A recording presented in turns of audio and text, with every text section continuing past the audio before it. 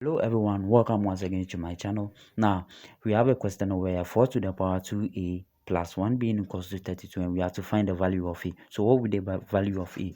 We have 4 to the power 2a plus 1 being equal to 32. Now how do we solve this? Now in order for us to solve this or find the value of a, we have to make the bases here the same. The base here is 4, the base here is also 32 here, so we can write 32 here in terms of base 4. So we have 4 to the power 2a plus 1.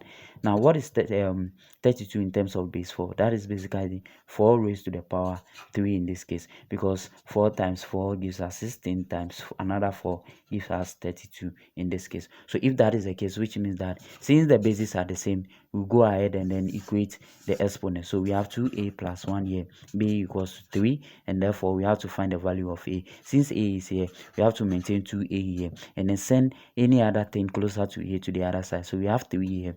Now we have positive 1, and when it crosses to the other side, it becomes negative 1, and therefore we have 2a being equals 3 minus 1 is just 2. We divide both sides by 2 in this case in order for us to get a. So 2 divided by 2 gives us 1. Therefore we can conclude that a equals to 1 in this case. Thank you very much.